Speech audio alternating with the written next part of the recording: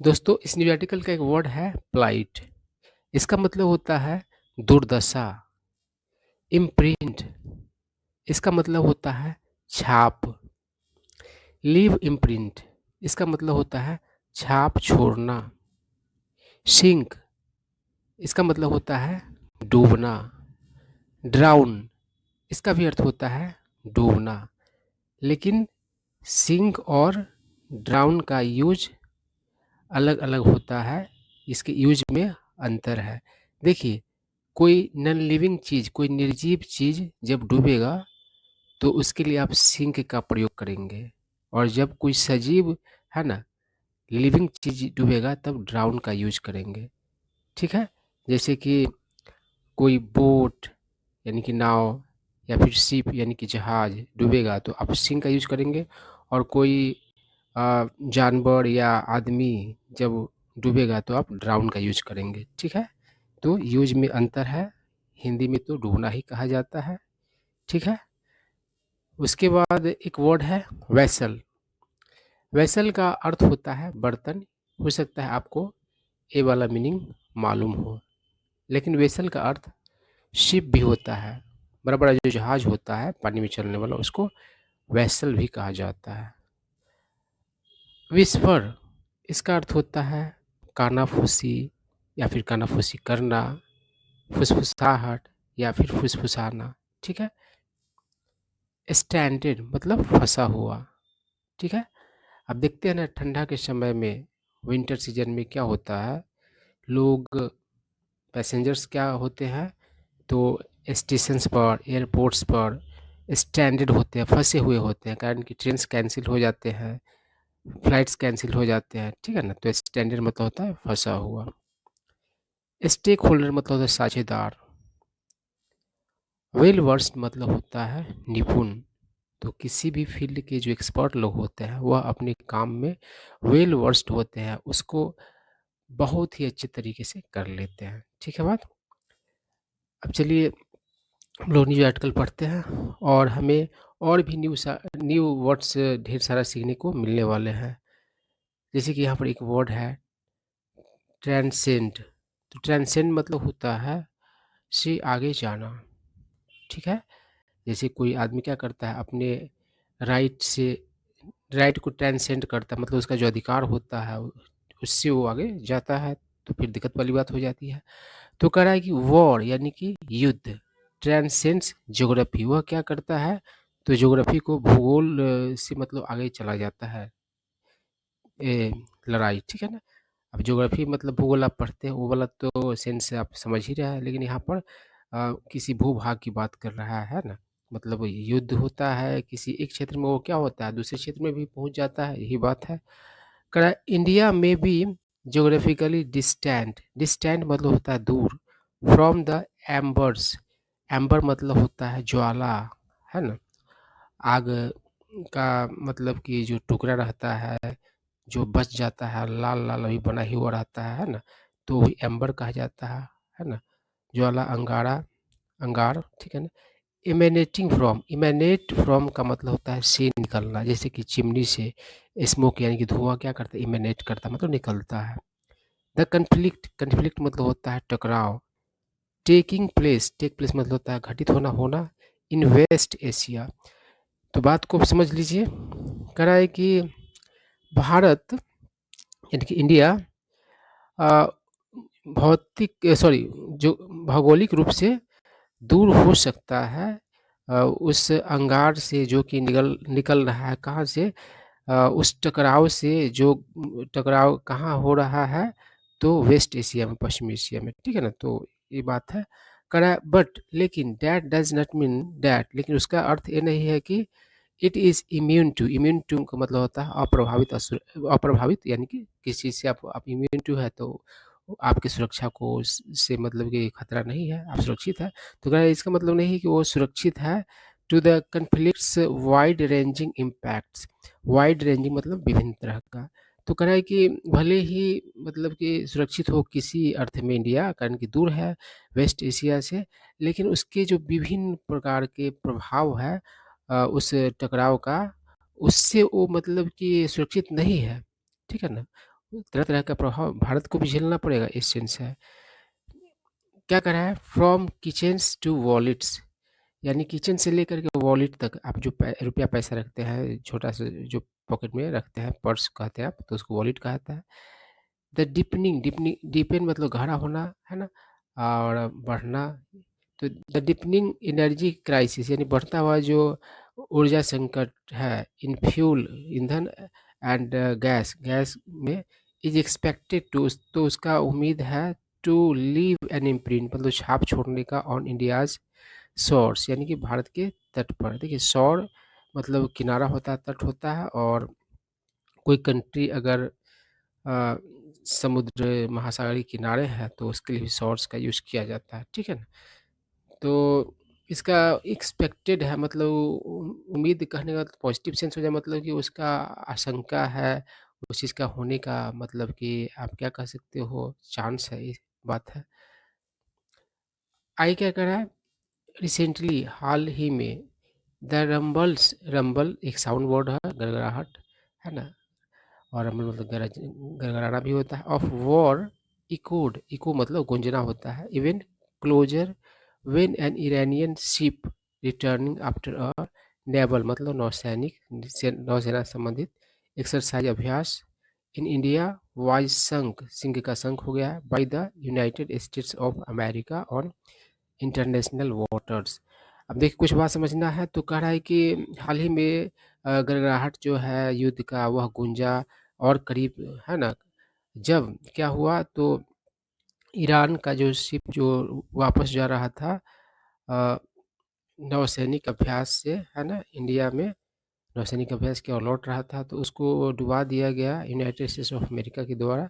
और कहाँ पर, तो ऑन इंटरनेशनल वाटर्स, है ना। वाटर तो ऐसे मटेरियल नाउन, उसका प्लूरल तो बनाया नहीं जा सकता, लेकिन वाटर्स जो है कुछ अलग सेंस देता है। वाटर्स का मतलब यहाँ पर है समुद्र, है ना, सी चाहे ओशन का जो अ, किसी खास देश का जो मतलब कि हिस्सा होता है उसको वाटर्स कहा जाए। जैसे इंडियन वाटर्स कहेंगे तो समुद्र का वैसा भाग है जिस पर भारत का हक है ना। तो इंटरनेशनल बॉर्डर्स कहने का मतलब क्या हुआ कि वो किसी खास देश के मतलब सीमा में नहीं आने वाला, वो समुद्र का हिस्सा है, वह अंतर्राष्ट्रीय है ना, वो सबके लिए है। तो उस जगह पर क्या किया, तो यूएसए ने डुबा दिया ईरान के शिप को। आगे देखिए क्या करा, the plight of another Indian cohort, तो दुर्दशा एक अन्य भारतीय कोहोर्ट का, कोहोर्ट मतलब दल होता है, और एक दूसरे को साथ देने वाले ग्रुप का जो सदस्य होता है उसको कोहोर्ट भी कहा जाता है। तो इंडिया और ईरान के संबंध में यही बात है, एक दूसरे को साथ देने वाले सदस्य है ना। रूस से भी अच्छा मतलब कि दोस्ती रहा है इंडिया का, और ईरान भी सपोर्ट में ही रहा है, यही कह रहा है। और कह रहा है सेलर्स मतलब नाविक मल्लाह and ships operating in the strait of Hormuz, मतलब कि इस जगह पर ऑपरेट करता हुआ, ऑपरेट करने वाला, must be added to this list, इसको भी इस लिस्ट में क्या हो क्या जाना चाहिए, तो ऐड किया जाना चाहिए, ऑफ माउंटिंग कंसर्न्स, यानी कि बढ़ता हुआ जो चिंता है उसमें। माउंट मतलब यहाँ पर है बढ़ना, ठीक है ना। कोई निगेटिव चीज़ अगर बढ़ता है तो उसके लिए माउंट का यूज़ किया जाता है। कंसर्न मतलब होता है चिंता, फिक्र। आई क्या कर रहा है, India has already protested, protest मतलब विरोध करना, विरोध प्रदर्शन करना, अगेंस्ट दैट स्ट्राइक, स्ट्राइक मतलब हमला, on a Thailand flag, Thailand flag का मतलब थाईलैंड का लगा हुआ झंडा, वैसल मतलब ship, that was hit, hit मतलब मारना गिराना, with projectiles in the strait of Hormuz on Wednesday, है ना। इसको वेडनेसडे नहीं पढ़ाते, वेंसडे पढ़ा जाता है। तो बात को समझिए क्या कर रहा है कि भारत पहले क्या कर चुका है, तो प्रोटेस्ट कर चुका है हमला के खिलाफ, जो थाईलैंड का झंडा वाला जहाज था जो हिट किया गया प्रोजेक्टाइल से, कहाँ तो इन द स्टेट ऑफ हरमुज में, कब तो बुधवार को। करा एक्सटर्नल मिनिस्ट्री डेटा सजेस्ट, यानी कि विदेश मंत्रालय का जो डेटा है वो हिंट करता है डैट कि two Indians have been reported to be killed, मतलब दो भारतीय के मारे जाने की खबर है, एंड वन इज मिसिंग, और एक क्या है तो गुमशुदा है, इन असॉल्ट्स हमलों में, on merchant ships, merchant ships पर जो हमला हुआ उसमें। मर्चेंट शिप्स जो होता है तो सामान वगैरह लाने ले जाने वाला शिप होता है ना, नौसेना के नौसैनिक के यूज़ का वो नहीं होता है ना। In the course of the West Asia crisis था ना, तो इस के मतलब कि क्या कहोगे, इस सिचुएशन में हुआ वेस्ट एशिया संकट जो उसके समय की बात है। But the risk is deep steeper, लेकिन रिस्क जो है और ज़्यादा क्या है तो बड़ा है। स्टीप मतलब होता है अचानक का तथा बहुत ज़्यादा, है ना। इसके और भी बहुत सारा अर्थ है, तो यहाँ पर सिंपल सा बात है कि रिस्क और भी क्या है तो ज़्यादा है। और आगे क्या कर रहा है, दिस इज़ बिकॉज, क्योंकि अकॉर्डिंग टू द डेटा, मतलब कि उस डेटा के अनुसार, from the ministry of ports shipping and waterways, मतलब इसके डाटा के अनुसार 28 Indian flagged vessels are operating in the Persian Gulf. तो इतने मतलब कि वेसल्स मतलब कि संचालित है पर्शियन गल्फ में। 677 Indian sailors are aboard, aboard मतलब सवार, शिप्स मतलब कि इतने नाविक है ना सवार है। और पहले के समय में तो सेलर को मतलब मल्लाह कहा जाता है, अब नाविक कहा जाता है। मतलब कि पहले पुश्तैनी रूप से वो काम करता था ना, मल्लाह का काम था, मल्लाह की मतलब कि गाड़ी से जहाज नाव वगैरह चलाने का, तो उसी के लिए इंग्लिश में, और सेलर का मतलब मल्लाह नाविक आप कह सकते हैं। आर अबॉर्ड तो सवार है, शिप्स मतलब जहाज पर, to the west of the Hormuz strait, है ना। एंड देयर 101 सी फेरर्स, इसका भी सेलर ही अर्थ होता है। फ्रॉम दिस कंट्री, देश से, on ships to the east of Hormuz, है ना, इस डायरेक्शन की बात कर रहा है। आई क्या कर रहा है, देयर हैव बीन विस्पर्स, मतलब कि क्या रहे हैं तो फुसफुसाहट रहे हैं, कानाफूसी रहे हैं, डैट कि ईरान विल परमिट, ईरान मतलब कि परमिट करेगा, अनुमति देगा, इंडियन कैरियर्स मतलब भारतीय कैरियर्स, कैरियर मतलब ढोने वाला वाहक यानी जहाज की बात है, टू ट्रांजिट मतलब पार करना, ट्रांजिट मतलब पार करना होता है। दीज ट्रेचरस मतलब खतरनाक, वाटर्स मतलब वो जो समुद्र का जो क्षेत्र है उसकी बात है। ट्रेचरस मतलब खतरनाक होता है ना, खास करके जो आपको कपट में डालने वाला हो। जैसे कि कभी कभी लगा है कि अरे यहाँ पानी वगैरह नहीं है, लेकिन पैर रखने पर लगता है अरे ये तो बहुत ज़्यादा पानी है, तो खतरनाक इस सेंस में है। बट लेकिन सर्टेनिटी हैज़ एल्यूडेड, एल्यूड मतलब होता है चकमा, जो निश्चिंतता है उस चीज़ ने क्या चकमा दिया, मतलब समझ से बाहर का चीज़ है।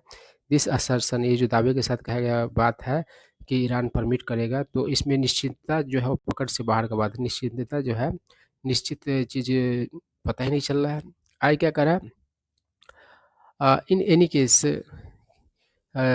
किसी भी केस में, द अनप्रेडिक्टेबल मतलब जिसका अनुमान नहीं लगा सके, नेचर स्वभाव ऑफ द कन्फ्लिक्ट मतलब टकराव, विल हाइटेन वो क्या करेगा बढ़ाएगा, the risk for ships and naval personal, यानी कि रिस्क जो है शिप्स का उसका, और जो नौसेना संबंधित कर्मी है, पर्सनल है, इन दिस जोन, इस जोन में।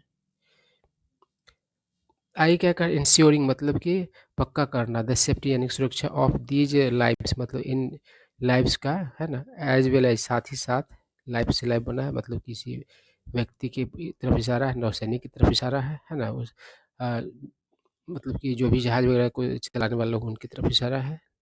एज वेल एज साथ ही साथ, द वेसल्स मतलब जहाज का भी सुरक्षा का क्या करना, पक्का करना, ऑन सी मतलब सी पर, इज ऑफ अटमोस्ट मतलब सबसे ज़्यादा, है ना, महत्वपूर्ण राष्ट्रीय इम्पोर्टेंस का ये चीज़ है। The prime minister has assured, prime minister ने आश्वस्त किया है, यकीन दिलाया है, डैट कि इंडियंस स्टैंड मतलब भारतीय लोग जो फंसे हुए इन द वॉर जोन, मतलब वॉर जोन में, विल नॉट बी अबैंडन, उन्हें मतलब कि अबैंडन नहीं किया जाएगा, मतलब उनको इसकी इस स्थिति में नहीं छोड़ा जाएगा, उनको बचाया जाएगा, ये वाला सेंस है।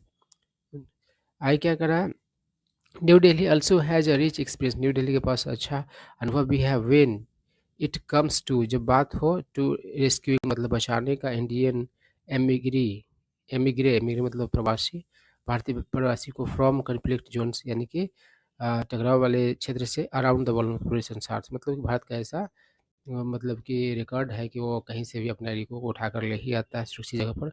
But the task is challenging, लेकिन टास्क जो है क्या है तो चैलेंजिंग है, चुनौतीपूर्ण है। टू से द लिस्ट, टू से द लिस्ट का मतलब होता है बिना लाग लपेट के कहना। कह रहा है कि बिना लग लपेट के अगर कहे तो टास्क आसान नहीं है, बहुत मुश्किल है, चैलेंजिंग है। कह रहा है new Delhi must fall back on का मतलब होता है आश्रित होना।